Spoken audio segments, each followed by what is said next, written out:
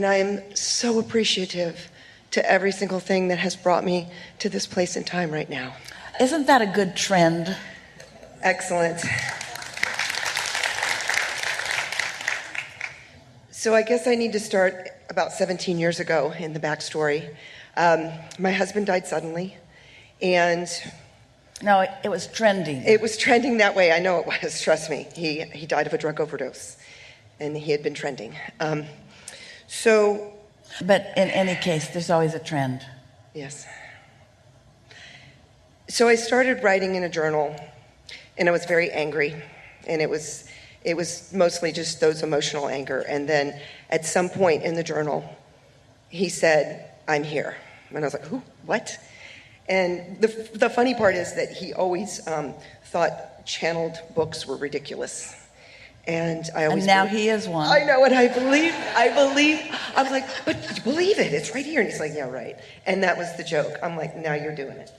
So I began writing with Tom for about a year and a half, maybe 2 years. Just lots of personal, lots of very big ideas, all sorts of things every day.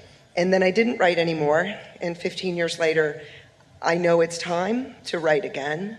And I'm feeling the resistance, and everything you've said about it is applying to me, but I feel like I need to hear it for me in a way that my brain will get it.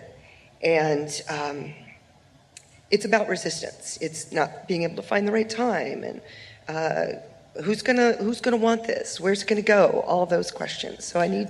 A good place to start is to prioritize what it's about for you, because in order to do that in a way that will please you, you got to be in alignment. You have to have been trending in alignment. You have to have calibrated to your own inner being long enough, and long is not the right word, precisely enough. Time isn't a factor, it's the resistance thing again.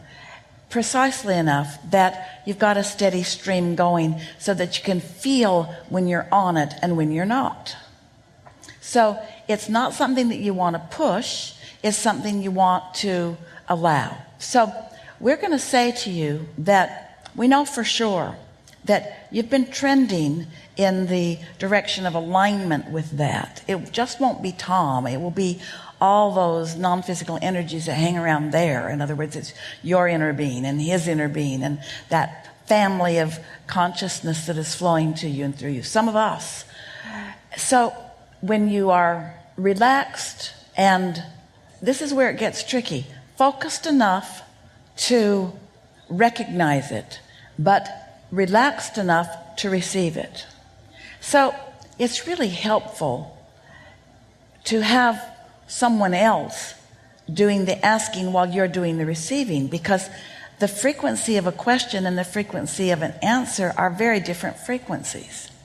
I usually just type, and I end up with some gibberish that I can later figure out. So here's our encouragement. Have a segment in time when you're contemplating, either in general or specific terms, what it is you are interested in receiving. And then let there be a distinction between that segment and the segment where you quiet your mind and begin to receive. Because when you're doing it by yourself like that, it's hard to flip back and forth from asking and receiving and asking and receiving. And when it starts to get cluttered, that's what's been happening to you. When it starts getting a little cluttered, then you don't trust it. The other thing that we really want you to hear is, don't be surprised when it sounds like you, because it's being translated through your life experience, through your vocabulary. It's going to sound like you. You're not going to use words. Jerry used to say to Esther, lovingly and teasingly and accurately, Abraham uses your vocabulary much more broadly than you do. He would say to her, if you didn't have the word stuff and thingy, you couldn't talk at all. Where Abraham utilizes many more words, and Esther is also aware that she has more and more interest in more and more words. So we are guiding her to a curiosity and an interest in what more and more words mean. So there's not a day go by that she doesn't look up 10, at least, words. Oh, that isn't exactly what I thought that meant.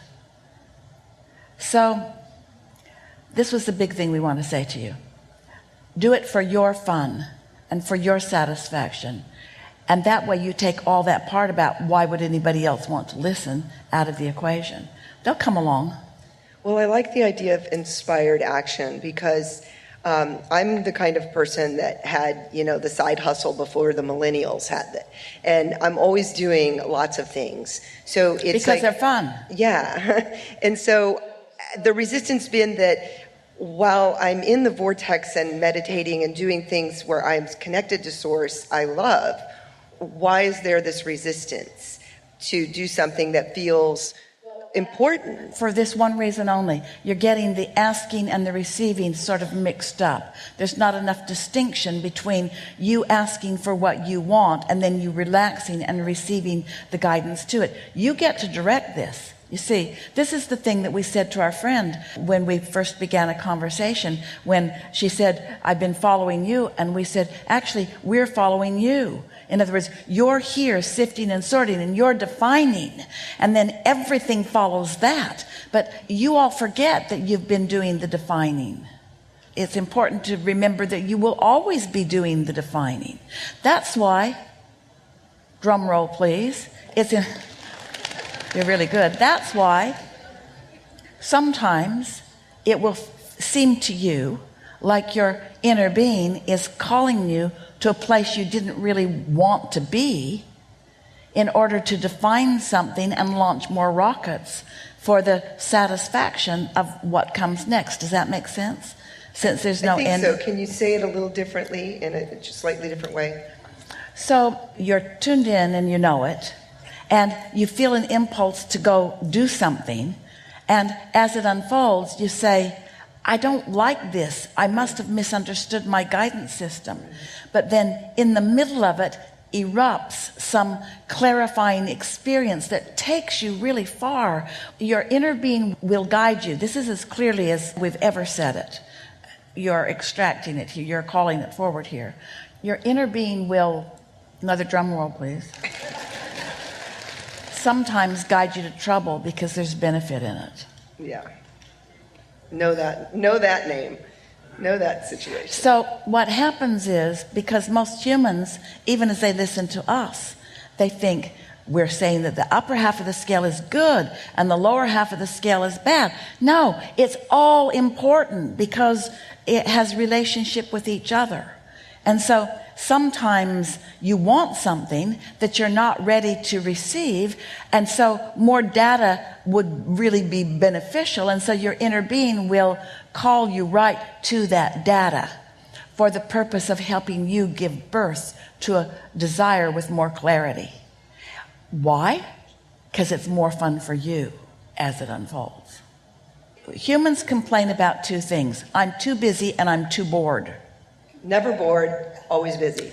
So you want to find a balance between those things. You don't want to be so busy that you're not letting in what you're asking for, and you don't want to be so relaxed that you're not moving forward at the speed isn't the right word, but precision is, at the precision with the emphasis that you want. Sometimes when Esther's at her busiest, she'll just say, even when there's no one around, I'm not bored. I'm not bored. And she would far rather have many things to focus on than have too few things to focus on. But every now and again, when she gets that way, we just call her into some trouble. Perks her right up. Right. She gets out her focus wheels. She starts doing up the emotional chart stuff. She starts having more experiences. She starts feeling more alive. She starts enjoying life more. And then she feels proud of herself because she's conquered the dragon. You get what we mean. Exactly. And so it sounds like there's a technical thing I need to work on, sort of being relaxed enough to, wait, you said the part about being relaxed to allow the asking and receiving. So we can say it better.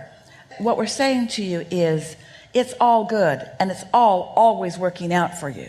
And so the last thing you want to do is condemn yourself for any place you are.